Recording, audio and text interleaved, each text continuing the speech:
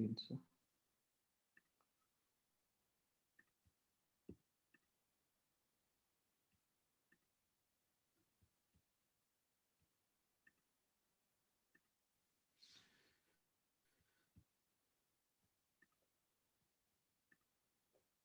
Okay. Good evening. I'll be talking on the management of carcinoma rectum. In the next 50 minutes or 1 hour, I'll be covering well a few topics that is there. It is not by any chance exhaustive. This is just the basics that is there for the postgraduates. Okay. Now, the changes in the management of a disease with time occurs largely because of advancements in technology and a better understanding of the disease, which in turn occurs because of advancements in technology. And carcinoma rectum is one of those diseases that is a very apt example for this. Over the next several minutes, I'll be talking about 4 different areas: genetics, risk factors, the diagnosis, investigations, surgery, and chemoradiotherapy. In case there's a lack of time, then I will skip the chemo radiation bit of it and just stop at surgery. Now, when we look at genetics or risk factors, our knowledge has greatly changed over the past several decades. The first instance of the genetic component of carcinoma rectum was way back in the late 1800s, that is 1880s or so, when they looked at familial history or dietary factors as a possible cause for carcinoma rectum. Now, all the way till about the mid 1900s, that's about 1960 or 1970, dietary factors was considered to be the predominant cause of um, carcinoma colon or carcinoma rectum. Now, in the 1980s, so they came up with the concept of genetics as a cause. And the initial hypothesis was you have normal genes or chromosomes. There is a first hit that takes place, and there is an at-risk genetic mutation. There is a second hit that takes place, and that leads to a cancerous cell, and this leads to a clonal expansion leading to cancer, which means that you need more than one hit to cause cancer, and all the cells in that particular cancer arise from a single cell. And this was the initial principle which was there in the late 1980s. In 1990, the group from John Hopkins, Fearon and Vogelstein, proposed this theory where they said that colon cancer occurs because of mutations of more than 2 genes. So the important concept of this, now although this is outdated now, this still serves as a basic rule as to how we deal or look at rectal cancer. Now what Fearon and Vogelstein said is that colon cancer or rectal cancer occurs because of a single pathway initiated by a biallelic APC loss. Now this means that both the loci in the chromosome, say chromosome 5, if you have both the loci that was there have to be abnormal, and rectal cancer occurs because of a single pathway. And this occurs because of activation of oncogenes and inactivation of tumor suppressor genes. So they also said that amongst the several genes that are there in our chromosomes, you have oncogenes that can promote the development of cancer. You have tumor suppressor genes that can prevent the development of cancer. And if you have activation of oncogenes and inactivation of tumor suppressor genes, that is when cancer occurs. And you need at least 4 or 5 genes to form cancer. So this is one step forward from what was the 2-hit hypothesis, where you had only 2 hits, the first hit and the second hit. The last thing that they said is it is the accumulation of genetic alterations rather than the order in which it occurs that determines the biological behavior of cancer. So if I just take you back, so you needed to have a first hit and a second hit in that order to lead to cancer formation. Whereas in the 1990s, they said that it doesn't need to be the same order. So one could start off with a KRAS or an NRAS mutation. Sometime later, he could have an APC mutation, and sometime later, he could have a P53 or some other mutation. And if all of them are present, this patient would have cancer. Now, right now, we are in the multiple pathway era. So that is colorectal cancer now has multiple pathways. And these are terms that I want the postgraduates to understand, because over the next several years, this is going to be the future. And a lot of the data that comes out is going to use these terms. So if you have an understanding of what this is, it becomes a lot easier to uh, approach these patients and to understand the newer advancements. Now, what they say now is that colorectal cancer occurs because of multiple pathways. So you have the SIN, or the chromosomal instability pathway, the MSI, or the microsatellite instability pathway, and the SIM pathway. And I'll talk about each of these in detail. Now, before we go into this, there are a few terms that I would like to introduce, and I want the postgraduates to understand this, because not only in colorectal cancer, but in a whole lot of other cancers, these terms are important. So you have two terms here. One is genetic and one is epigenetic. Now, if you go back to basic biochemistry, you have a DNA, which transcription occurs leading to RNA synthesis. This RNA synthesis is translated leading to protein synthesis. And then you can have what is called as post-translational modification.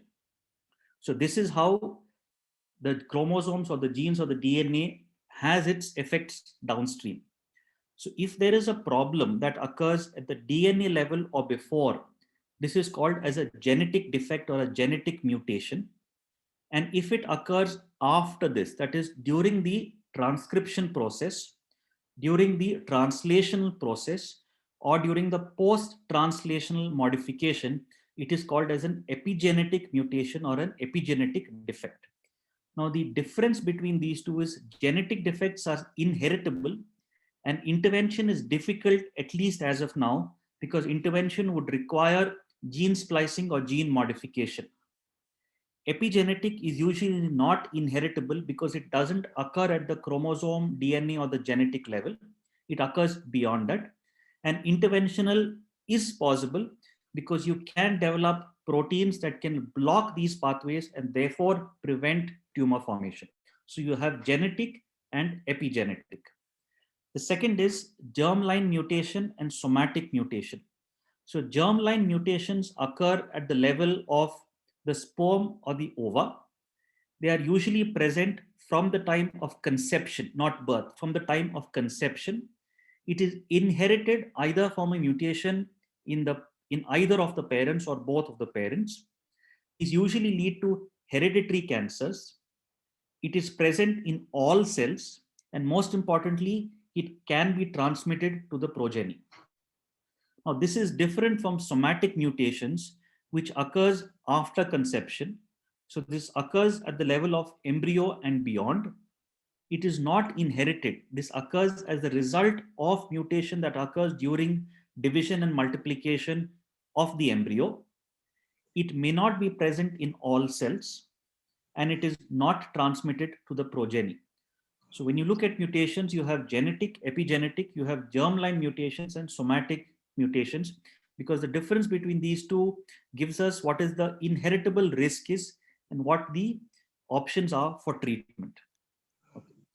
Now coming back to the multiple pathway that is there. So you have the SIM or the chromosomal instability, the SIMP, that is the CPG island methylation pathway, and the MSI, that is a microsatellite instability.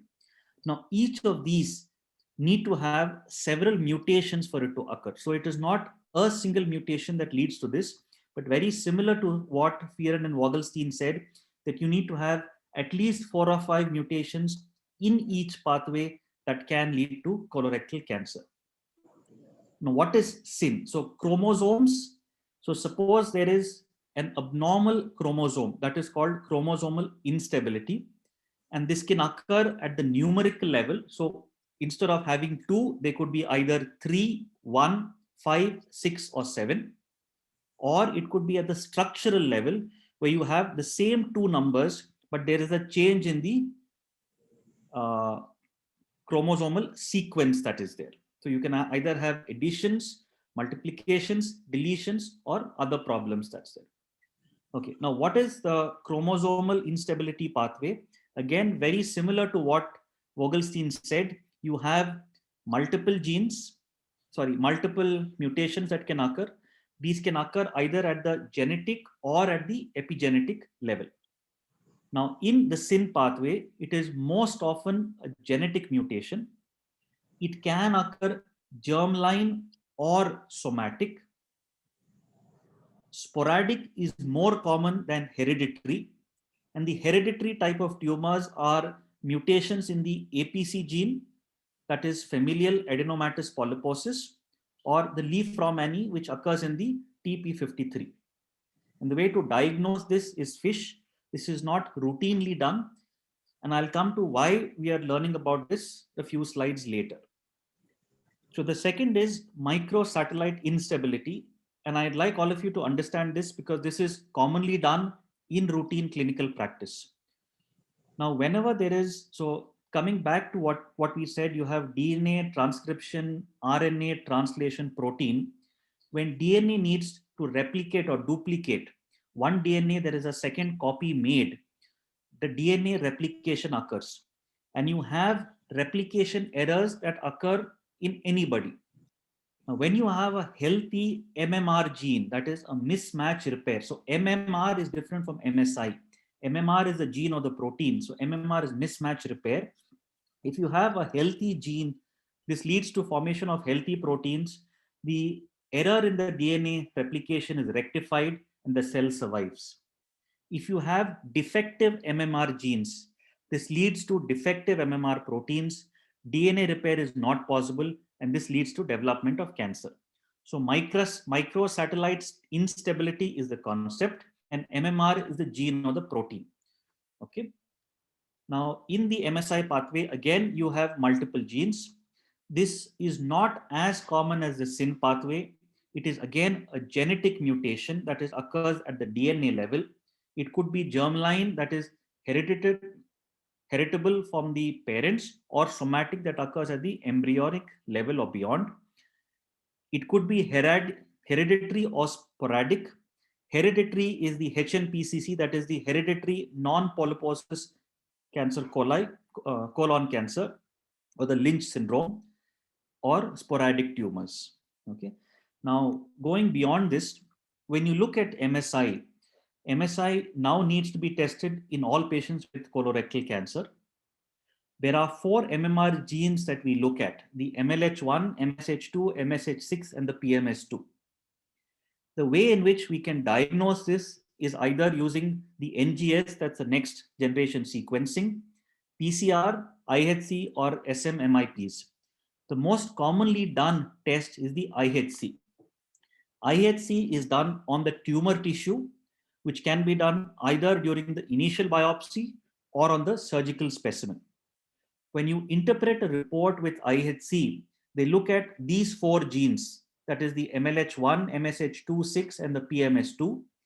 And if there is a normal expression, that is healthy genes of all 4, the interpretation of the report is MMR proficient. If it is abnormal in any one or more, it is given as MMR deficient. So these are the terms that you see when you get a report. Okay. So MMR deficient means that the patient has microsatellite instability and is likely to have the phenotypic characteristics of the MSI pathway tumors. If a patient has an proficient MMR, it means that he doesn't have the MSI pathway and is likely to have one of the 2 other, the SYN or the SIMP pathway phenotype. Now, when you do a different test, that is the PCR, which is again done on the tumor tissue, the interpretation is different. Now, this looks at 5 sites that are there. If you have all 5 normal sites, that means the chromosome, the tissue that is there, has all 5 loci in the chromosomes are normal, it is microsatellite stable. If there is an instability in one or less than 29% of all the sites that is seen, it is MSI low. 2 or more is MSI H. Okay, so deficient MMR doesn't necessarily correlate with MSIH. Deficient MMR equals either low or high MSI. The way in which we do the test is IHC, and if IHC it is inconclusive, then you look at PCR as an option. Okay. The SIM pathway is another type. It is again this, unlike the other two, this is an epigenetic mutation. It is more sporadic rather than hereditary. Okay. Now, when you look at the newer advances that are going on, one of the terms that you will commonly hear is CTC, or circulating tumor cell.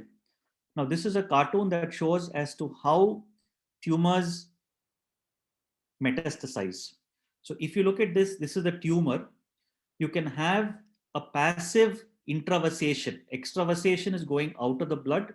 Intravasation is going into the blood. You can have a passive intravasation of tumor cells into the blood, or you can have what is called as an epithelial mesenchymal transition that occurs. So you have epithelial cells that temporarily become mesenchymal cells. So it becomes easier for it to migrate and get stuck somewhere else, right? So either of these two mechanisms, you've got tumor cells that are there in the bloodstream, and these tumor cells go to different areas, get deposited, become back into epithelial cells, and then lead to metastasis. Now, the importance of this circulating tumor cell is that you can measure it in the blood. So unlike all the tissue diagnosis that we have is on tumor tissue, this is a liquid biopsy or a blood sample where you can look at circulating tumor cells. And this can be used as a screening tool. It can be used for diagnosis, for staging disease, to choose the appropriate modality of therapy, or even to monitor the disease post-intervention. Now, the current problems with CTCs is that there is no standardization as to what level of CTCs is normal, abnormal, and this is still work in progress, and it should take a few more years or at least a decade before we see this into relevant clinical practice. Okay, now similar to that, going forward, we should be able to, at some point in time, identify different genes or epigenetic changes that are responsible for this intravasation, responsible for the development of metastasis, and intervention at each of these levels can possibly prevent metastasis from occurring, and therefore might even change the very definition of how we look at cancers. In the not so distant future, we hope to have what is called as personalized cancer care, where every patient will have this molecular profiling done. And based on this, we'll be able to prognosticate as to which patients will have metastasis, which patients will do well with surgery, which patients will do well with chemotherapy, and which patients will have an early or a late recurrence. Just one slide on risk factors before I break. What the data says is that vitamin D deficiency can possibly contribute to increased risk of colorectal cancer. However, supplementing patients with vitamin D does not alter the prognosis. Higher risk of colorectal cancer in patients who have ulcerative colitis or Crohn's, smoking, alcohol, consumption of red meat, diabetes, and obesity. There's a lower risk with consumption of fish, the use of NSAIDs or aspirin, and the use of metformin, particularly in women. So I'll take a break here. If there's any questions or any doubts that you have, well, I'll be happy to answer it. Yes, Vinay, that was a little hard to digest, I think, for some of us. Yes, sir. Lot of data in that. Dr. Abhishankar, you have a question. Why do you say it is outdated? What is, Ravi? You can unmute and talk. Sorry. So could you just tell me what is the statement that I had told was? Yeah. Good evening, Vinay. Good evening. So far, it's very good. I think though there have been advances, as you yourself shown, but I think Vogelstein's hypothesis, you said, is outdated. Probably, I think that's a bit harsh. I think it still forms the bedrock on which most of the new advances have happened. because I think the adenoma carcinoma sequence is probably the first of its kind, which actually showed how cancers develop. And I think it has been a prototype for many cancers as to how you should be able to maybe diagnose it before it becomes cancer and then treat them or prevent them and things like that. So I think the Vogelstein hypothesis, I think, is still very relevant. I don't think it's outdated. Very advances have happened over that, I think, but it still remains the foundation on which most of the advances have happened. Correct, sir. You're right in the sense that it has been the foundation. But if you go through the fine print, the tenets on which the Vogelstein's pathway was built, those concepts are no longer true. The adenoma carcinoma sequence still holds good, but some of the other descriptions that he had is that there is only one pathway changes, because when you have multiple pathways, the idea of screening cannot be done for only one single pathway. The ideas of intervention or prognosis cannot be done for only one single pathway. And that's the reason why I said that the whole concept has changed, although I agree that remains the basic principle. Yeah. Other thing is, there are, good, I don't know whether there are, studies to show it, but coffee is also considered to be one of the factors which afford some protection to colon cancer. What are your thoughts on that? Yes, so I think a lot of this data came before people became interested in genetics, and I think now nobody looks at the dietary factors because there is a lot of bias that is there. But yes, I think coffee has also been shown to have some amount of to afford some amount of an increased risk for colorectal cancer. Nuli sir had a question, is rectal cancer should be addressed separately from colon cancers? Sir, yes. Well, in terms of the management, yes, but in terms of the genetics and the etiology, no, we would still club colorectal cancers as a single unit. But in terms of management, yes, but it should be addressed separately. Vinay, now I think in India the mismatch repair that is easily available now. You can test it in everybody. Yes, so MSI is now tested for all patients. So the earlier recommendations when it started off was in patients who have distal tumors, but there have been at least 4 separate papers from India itself where they've looked at least about 40% of MSI phenotypic tumors are in the proximal colon. The thing was that they had looked at young colon cancers or colorectal cancers for MSI. That is no longer true. So right now the current practice is to do MSI testing for all patients with colorectal cancer. So the Bethesda or the Amsterdam criteria no longer holds true? So the Bethesda or the revised Bethesda criteria still holds good for diagnosis of Lynch syndrome. Yeah. But is not a indication for MSI testing. MSI, so okay. you would still use MSI testing, and that's what I was coming to. If I can just go back. So you have this MSI that is there. So you could have the hereditary ones, that is the Lynch syndrome, but you could also have sporadic tumors. Yeah. So that's the reason why that you need to do MSI, because MSI tumors have a better prognosis as compared to SYN or SIMP tumors. But to diagnose Lynch or HNPCC, you need to have the criteria that is fulfilled in the Amsterdam or the revised Bethesda criteria. Yeah. Postgraduates, any questions? When the liquid biopsy is not available, many hospitals now advertise liquid biopsy is available. Yes, sir. So, sir, I think from a marketing perspective, when people look at it as a liquid biopsy, they are basically looking at tumor biomarkers. But from purely a scientific perspective, you're looking at circulating tumor cells.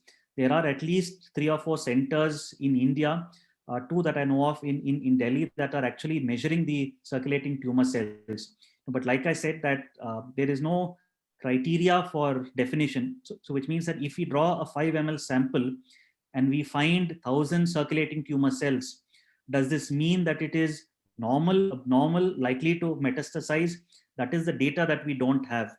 The current level of technology that we have can only measure, I think, about 10 to the power of 4 or 10 to the power of 5 circulating tumor cells per ml.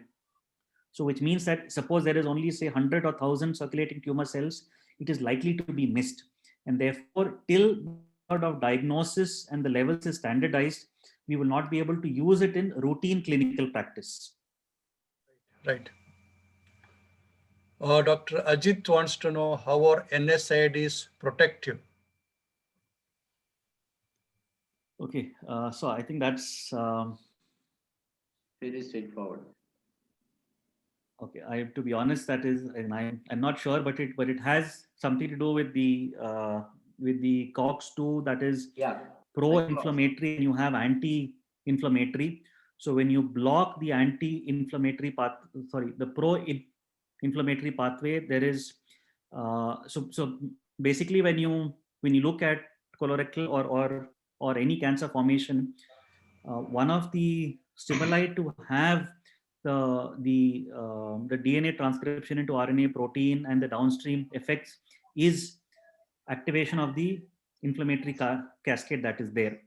So when you can prevent the inflammatory cascade from being activated, therefore the stimulus for developing the abnormal cells also comes down. If you ask me the exact science behind it, well, I'll have to check up, but this is the basic principle. Yeah, I think you are absolutely right. See that how it came about is when they used the acetol and mesalazine, which is broken down into two molecules of acetyl salicylic acid in the colon, protecting or having anti-inflammatory effect, and it also was shown to have protective effect against colon cancer. So that is how it was. I think it is the COX-2 receptor pathway through which it protects. Right. Yes, thank you. Thank you. Right. Sir, can I? Yes, sir, Dr. Noli. Dr. Vinay, Yes, sir. for the benefit of postgraduates, okay. Now, Yes, sir. clinically, when we should suspect, because most of the time we come across this fissure and hemorrhoids, we will be under that impression only when the patient comes with bleeding PR, okay. Okay, sir. So clinically, with what symptomatology and even examination-wise, how best is to diagnose the CA rectum? I think And, we'll come to that. Yes, Okay, actually, thank you. sir, I've not addressed that because my topic was more on management. But if I can answer sir's question now, so briefly. yeah, so whenever there is bleeding per rectum, there are certain red flag signs that we usually look at. So bleeding PR in the absence of constipation, the absence of pain in an elderly patient, a long history, that is not intermittent symptoms, a long history, weight loss, altered bowel habits, these are all red flag signs where you would warrant further investigation. The second is that you would like to do a clinical examination along with a proctoscopy. And if the degree of symptoms do not match the clinical findings, one would go ahead with a colonoscopy that is there. In a younger patient with a typical history, all these patients do not need a colonoscopy, but if they have recurrent symptoms, altered bowel habits, weight loss, red flag signs, elderly patients, you would want to do a colonoscopy or at least a sigmoidoscopy. Right. Thank you, Dr. sir. Thank you. Vinay? Yes, sir. Dr. Arushi wants you to explain again the MSI testing. Okay. I'm glad that you asked this because this is something that is now routinely done, and a lot of you will start reading these reports soon. So you need to understand what it is. So there are two terms here. One is MSI, which is microsatellite instability, which is the term given to the abnormality that occurs in the genes. You have the MMR, that is a mismatch repair genes, which could either be normal or defective. Now, whenever the DNA replicates, so you have one DNA becoming two, whenever there is cell division, there can be defects in the DNA formation. Now, these are called replication errors. these replication errors are corrected by the mismatch repair genes. So when you have a faulty or a defective mismatch repair gene, these errors are not corrected, and therefore you have faulty cells which can develop into tumors. Okay. Now this is more scientific, but so right now you need to ask for MSI or MMR genes in all patients with colorectal cancer. The test that you would ask for is immunohistochemistry on the tumor sample, either on the initial biopsy or on the surgical specimen. And the report is given as MMR proficient or MMR deficient. So MMR proficient means that it is a normal MMR gene, that it is not microsatellite instability. So it is one of the other pathways that is there. And therefore, the prognosis is usually poorer.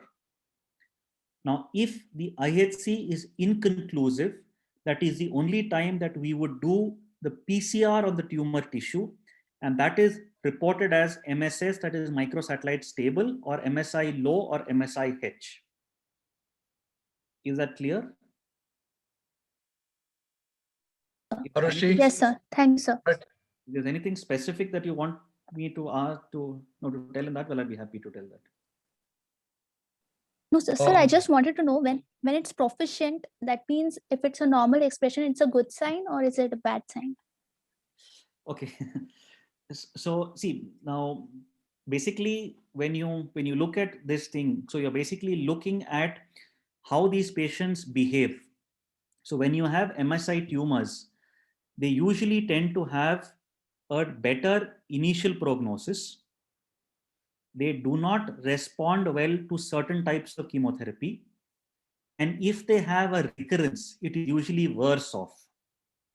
So the clinical application of MSI is that when you have a T3N0 tumor, you would not want to give them 5-fluorouracil or capecitabine because that will not respond to that.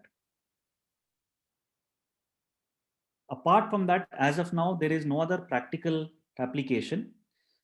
Hopefully in the near future that we'll be able to develop better chemotherapeutic regimens for such patients.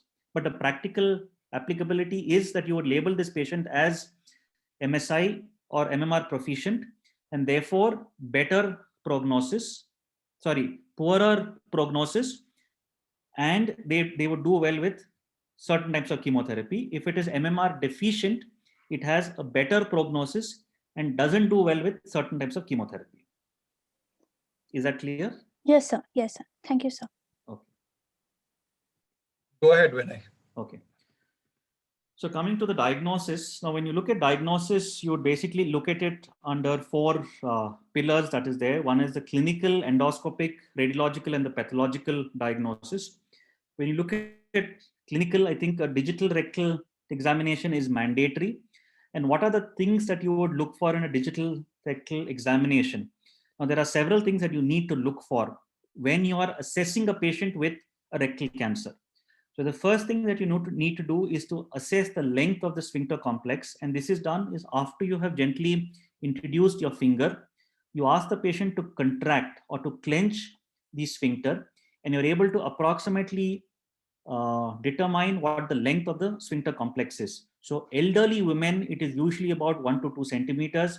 Healthy males, it could be as much as 3 to 4 centimeters. And the length of the sphincter complex is important in terms of the management and the surgical strategies. You would then look at the distal extent of the tumor. And this is not only from the anal verge, but also from the upper border of the sphincter complex, because this is again useful for management strategies. You would look at what the circumferential extent is, whether it is hemicircumferential, circumferential, anterior, posterior, lateral. You would look to see whether the tumor is fixed or mobile by moving the growth or the mass, moving the mucosa over the growth or the mass, and looking at whether it is fixed to the posterior structures such as the prostate, or the anterior structures such as the prostate. You would also look to see above the tumor, in case that you're able to go above it, to look for pelvic peritoneal deposits. And lastly, you would look at the sphincter tone. In the abdomen, you would look at hepatomegaly, ascites, inguinal nodes, particularly in tumors that have involved the anal canal, because inguinal nodes is metastatic well in such cases. So I think this is important, that when you're examining a patient with carcinoma rectum, you need to mention all of these things, or you need to understand all of these things, because these are all crucial in the management. Endoscopic diagnosis is usually by colonoscopy. You need to have a good bowel preparation. It's ideal to do a full length colonoscopy to look for synchronous lesions, either polyps or cancers. If for any reason the colonoscopy is incomplete because of an obstructing or a stenosing tumor, it's important to do a completion colonoscopy within 6 months. There have been several methods that have been used to improve the detection rate. You need to have a minimum of 6-minute withdrawal time. Techniques such as CAP assisted third eye chromo endoscopy, confocal microscopy, OCT, these are all ways in which that we can improve the polyp detection rate. Now, coming to endoscopic ultrasound, although there is a lot of data saying that it is highly sensitive and specific, but practically there are a lot of limitations because it is operator dependent. We are unable to assess the region immediately beyond the tumor, difficult to assess bulky tumors, and the only current practical indications is in early tumors, that is T1, T2, where you're planning to do a local resection or an EMR ESD, or where an MRI pelvis is contraindicated because of the presence of pacemakers or things like that. Radiological, again, you have an option of using the CT, a contrast CT, an MR, a contrast MR, PET or a PET CT. I think so. There's no controversy right now. The current indication is MR pelvis with CT or MR abdomen with CT thorax. And the reason for doing a CT thorax or abdomen is because there can be up to 4 to 9% synchronous lung metastasis, or up to a third of patients can have synchronous liver metastasis, which would again alter the management protocol. Now, PET CT well is something which a lot of clinicians recommend. As per the current guidelines, it is not routinely done, and the only current indications for PET CT is if you have an equivocal CT or an MR abdomen or a CT thorax, or if there's a contraindication to contrast. So patients with renal failure, borderline creatinine, allergy to contrast, where you cannot do a CT, please do a PET CT, because PET CT doesn't involve contrast. Okay, pathological, one is tumor biomarkers. For colorectal cancer, it is CEA or carcinoembryonic antigen. It's not useful for diagnosis or for staging of a prognostication. It's basically used as a baseline for follow-up. So if you have a rising CEA in the follow-up, it means that the tumor could have come back. If you have a falling CEA in the follow-up, it means that there is a good treatment response. You can get a biopsy from either the primary or the metastatic lesion. It's usually an H&E stain. And IHC is done if inconclusive. This is something for MCQs. When you have an IHC for rectal cancer, it is cytokeratin 20 CDX MUCT and MUC2 positive and cytokeratin 7 negative. This is again just an MCQ question that they could ask. The role of peritoneal fluid cytology during surgery is controversial. There's a lot of data that is coming that if it is positive, there is a higher rate of peritoneal recurrence. But how to apply this in standard management protocols is not yet clear. Do we need to do HIPEC? Do we need to do peritonectomy if there's a positive cytology? Is something which only the data will tell us. TNM well is there in most of the books where it is available all on the net. So I'm not going to go through this in detail. But what you need to understand is that TNM grading keeps changing. So please look for the latest edition. The latest edition now is the 8th edition that was published in 2017. We should have a second one coming up in 2022. Okay, now this is again for the postgraduates or for people who are preparing for the super specialty NEET. One of the questions that they could ask is, how do you stage stage 1, stage 2, stage 3, stage 4? When you look at this, well, it is basically very complicated. One of the ways that I have found it easy is to picturize this and just sort of have a picture or a pictorial representation well in the mind as which is stage 1, which is stage 2, which is stage 3, which is stage 4. This is easy to sort of apply during bedside practice. But for colorectal cancer, well, it is easy. If you have a T1, T2 lesion, it is stage 1. If you have a node negative T3, T4 lesion, it is stage 2. If you have a node positive lesion, it is stage 3. If you have a metastatic lesion, it is stage 4. So for colorectal, well, it is not very complicated. But some of the other tumors, such as your head and neck, breast, pancreas, it's slightly more complicated than this. Okay, now when you look at the diagnosis, to plan the treatment, that is, apart from making a diagnosis of carcinoma rectum, in order to plan the treatment, you need to know the location, you need to know the T, N, and the M staging. In T, you would need to know the tumor depth, the sphincter involvement, the mesorectal involvement, the presence of nodes, where the nodes are, if there is metastasis, where the metastasis is, how many are they, and if there is peritoneal metastasis, what the PCI is, that is a peritoneal carcinomatosis index. Now, this is something that I again want all of you to understand. When you look at the location, you've basically got it as low, mid, and high. By definition, you got 10 to 15 as high, 5 to 10 as mid, and 0 to 5 as low.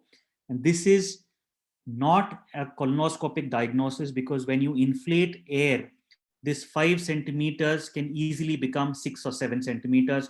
This 12 could easily become 13 or 14 centimeters, because part of the rectum above the peritoneal reflection is distensible longitudinally and not apart from being distensible transversely. So this is usually a clinical on digital rectal examination or on an MRI pelvis. And how do we mark it? So anything that is there between the sacral promontory, that is where L5 and S1 is, that is called a sacral promontory, to the pubic tubercle. Well, if you can see the pointer that is here, anything below this is the rectum on the MRI. Anything above that is the sigmoid colon. When you have a high tumor, it is generally up till S1, S2, and all the way up till the pubic tubercle. The region where the peritoneum reflects, so you have the anterior peritoneal reflection, the region in that is mid tumors, and whatever is there below the peritoneal reflection up till the sphincter complex is lower rectal. Sphincter complex is not rectal. It is largely anal canal below the dentate line, and above the dentate line, it is the lower rectum. So these are concepts that you need to understand as to what to call as high or upper third or mid third or lower third that is there. Okay, these are just some MRI pictures.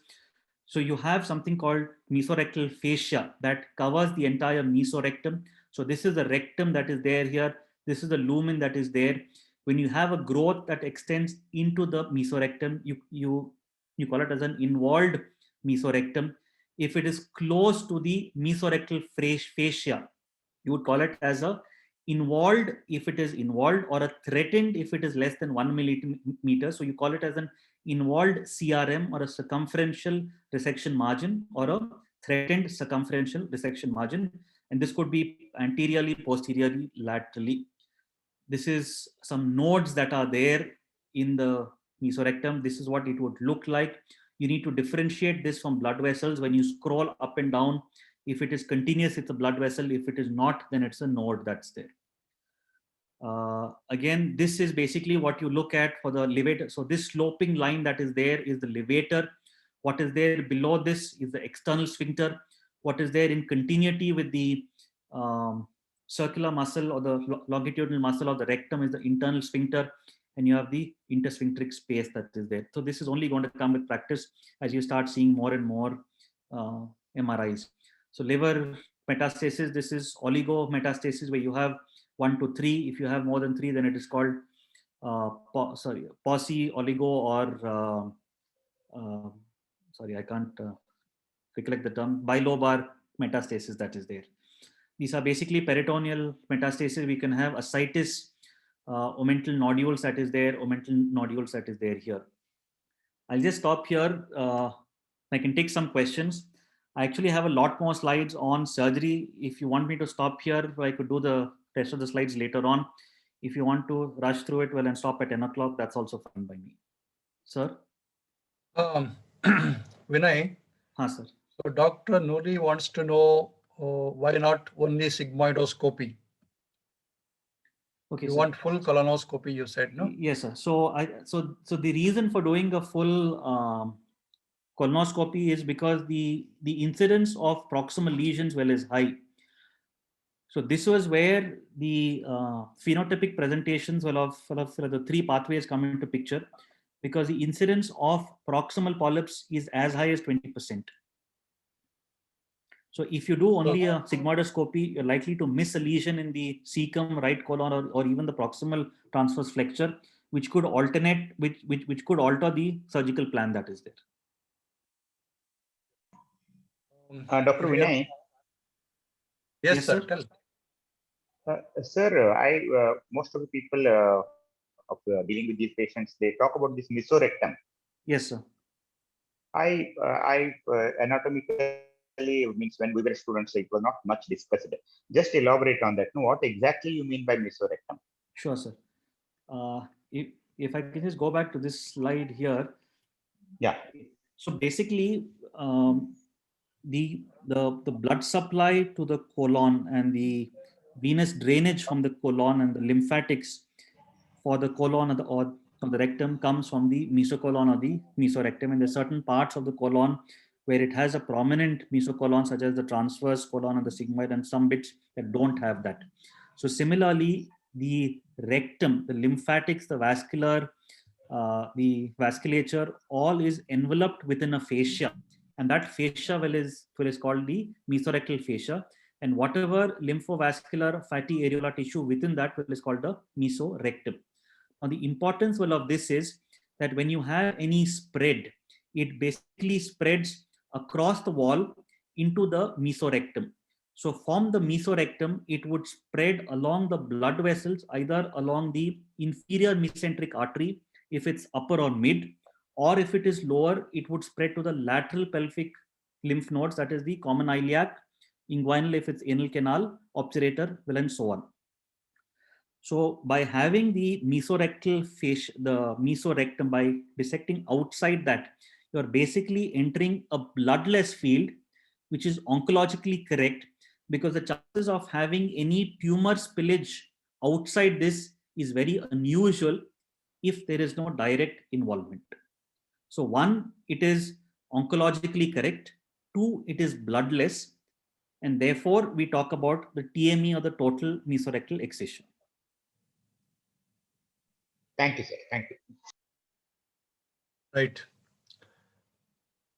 So What is optical coherence tomography from Okay, Dr. Ajit? so basically, optical coherence tomography is a way where you shine the light onto a tissue, and it reflects back depending on what the density of the tissue is, and are able to find out what it is. The most commonly used is in the ophthal, when you look at the corneal surface.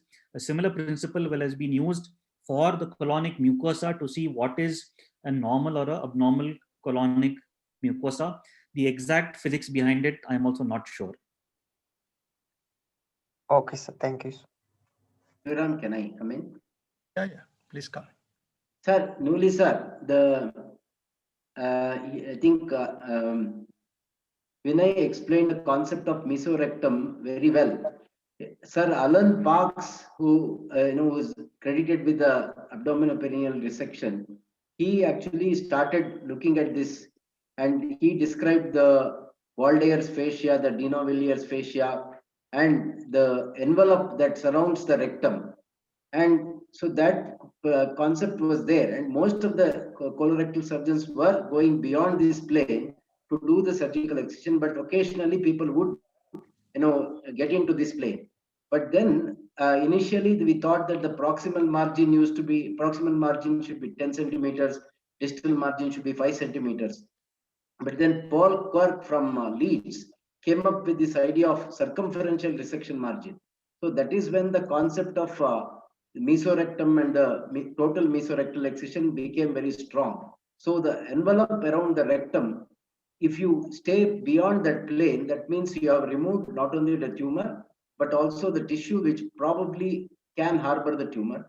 So this prevents local recurrence.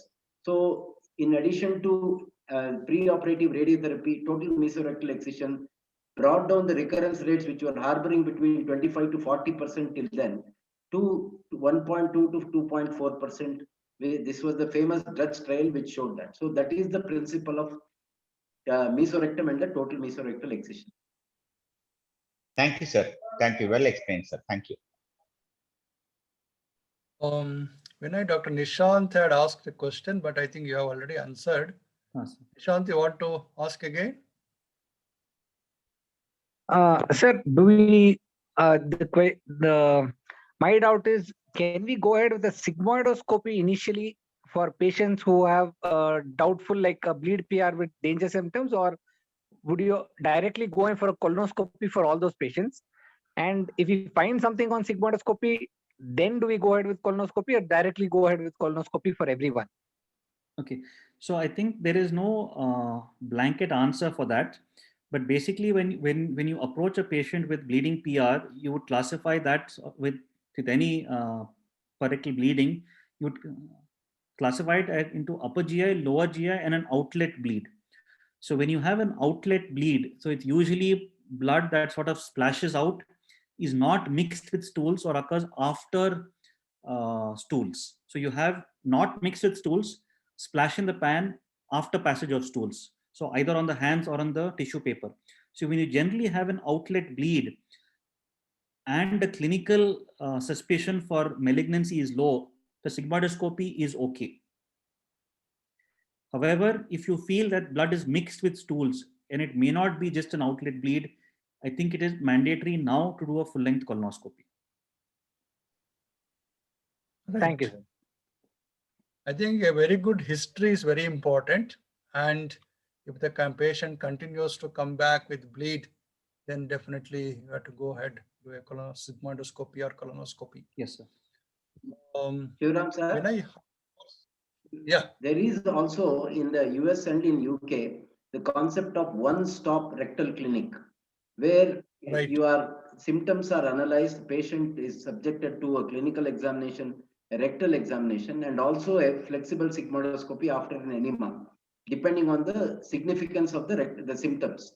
So that usually takes care of about 60 to 70% of the tumors. But then if there are clinical suspicion is high, as Vinay said, we should go ahead and complete the colonoscopy. So that way you are less likely to miss something, and also you do pick up a lot of asymptomatic tumors at a very early stage, or even polyps for that matter. Thank you, sir. Right. Madan is asking, clinically, which is the earliest and late symptom of rectal carcinoma? I don't think that is a practical question to answer. Sir, I'm actually not sure, but see, I think when you look at the, so when you look at symptoms of mucosal involvement, tenesmus and urgency are very early. Bleeding occurs only when there is ulceration. Pain occurs when there is obstruction or involvement of the mesorectum or the sphincter, not the mesorectum, of the sphincter complex. Altered bowel habits occurs when you have irritation of the mucosa. So I would possibly look at it as altered bowel habits, tenesmus, urgency, bleeding, and pain will in that order. Right. See, when there is a patient comes with rectal symptoms or anal symptoms, many surgeons, doctors prescribe or write without doing a rectal examination. I think that's the most criminal thing which can happen. And every rectal bleed or a anal bleed is not hemorrhoids. So that's why it's very, very important to take a very good history and also examine the patient properly with digital rectal examination, and if necessary proctoscopy, and if there are still you are not sure, better to go ahead with either sigmoidoscopy or colonoscopy as explained by Dr. Vinay. I think without rectal examination we should not prescribe anything. Sir, I would go as far as to say that if you do a rectal examination, sometimes under anesthesia, what you call as EUA, they say it is equivalent to doing an MR scan. The digital rectal examination is as good, apart from detecting lymph nodes, which obviously MR does, and clinically the digital rectal examination doesn't. But all other information that an MR gives can be diagnosed by a good digital rectal examination, sometimes under anesthesia. Doctor, sir, routinely in the OT list, when we were students, there were UA for such patients were posted, examination under anesthesia. Lot of information was gathered when patient is relaxed and under anesthesia. So in the OT list, there were 1 or 2 cases of EUA for different cases of such cases like CA rectum or something. Sir, I think yes. I think the idea of doing that is basically to see whether the patient would require an APR or an LAR. Yeah. That was what and to get a tissue diagnosis. That is the reason why they were doing it. But I think with technology now, maybe in my small experience, well, I've not seen a patient who's had to undergo an EUA for carcinoma rectum for diagnosis, at least in the past 6-7 years. But yes, 1990s, even the early 2000s, when it was a common practice, sir. Vinay, what has happened in clinical practice is, as Dr. Shivram was telling, okay, most of the time we are preoccupied with the hemorrhoid case. We do a clinical examination, we find some hemorrhoids, and unfortunately some hemorrhoids case do have a rectal cancer above. Yes, understand. Sir. So we finished the hemorrhoidectomy, and if we don't put our finger also above, we miss that also, and patient continue to bleed. Then we go ahead with the investigation. That also has happened in the clinical scenario. Yes, sir. I think Vinay will stop here because okay, sir. Around 10 o'clock. Yes, sir. You have maybe another. I've got at least another 20 odd slides on surgery and this thing, but I could do that the next time. I think we'll do the next time as a second part. Yes, sir. Any other questions, postgraduates, consultants? I think all of you agree that you had a very good talk by Dr. Vinay, especially about the genetics, epigenetics, and also approach. Vinay? I think going to more manage later. Yes, sir, Dr. Noli. Yeah, sir, I just wanted to ask now, say if you find a tumor there and you would like to go ahead with the biopsy, would you just briefly tell us, sir, how we will go ahead and how much margin we should take, how we should take the biopsy like that? So you're asking me about a colonoscopic? Not colonoscopy. Biopsy. Now, for example, colonoscopy, we know they take it with that biopsy forces will be there. Now, if digitally you find a tumor there, okay? Oh, okay, sir. You are strongly suspecting now it is a tumor. So you would like to go for a biopsy now. Okay, sir. So how we will do? Yes, sir. So when we take a biopsy in the OPD setting that is there, there is a punch biopsy forceps which is usually available. Now, whenever we are taking biopsies above the dentate line, it is usually painless. So it can be done easily in the OPD setting. So what you would need is a proctoscope. Angle the proctoscope towards the lesion, use a punch biopsy forceps, and take a deep chunk. Now, the reason for taking a deeper chunk is if it's very superficial, the pathologist doesn't have enough of material to say whether it is an invasive malignancy or not, and therefore it is going to be difficult for them to differentiate between an adenoma versus a non-invasive cancer, that is an early lesion, versus that is a carcinoma in situ from an invasive cancer.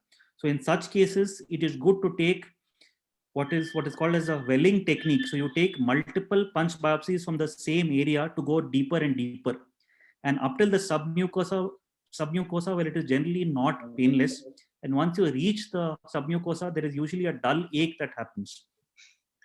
So below the sphincter complex, or even below, say, up to about 8 centimeters, well, it is okay to take a deep biopsy.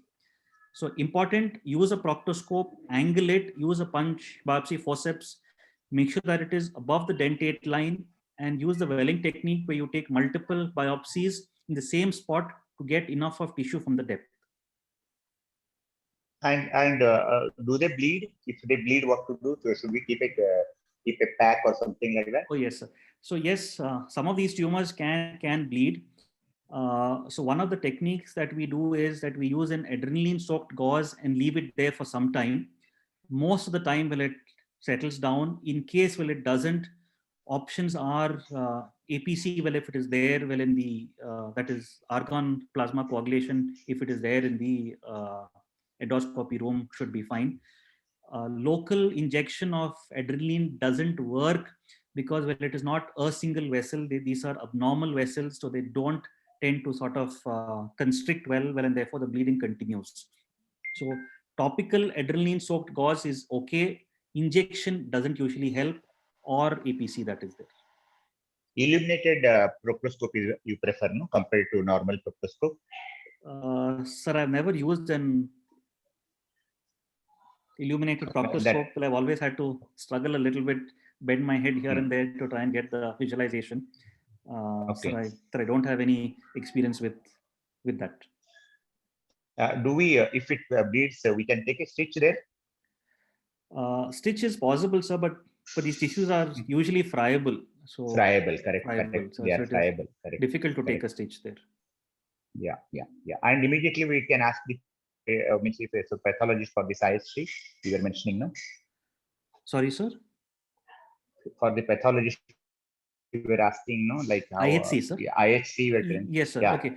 So, so basically what our current practice is that we just use the biopsy only for making a diagnosis of malignancy. And we wait for the surgical specimen to look at the MSI status, because although colonoscopic biopsy or an endoscopic biopsy is accurate, there is a sampling error that is there. So that's the reason why that our current preference is to do it only on the surgical specimen. Okay, thank you. Vinay? Yes, sir. Yes, sir. When I think is it now standard to use the expression of epithelial growth factors and vascular endothelial growth factor or platelet derived growth factor, because the chemotherapy can be more well directed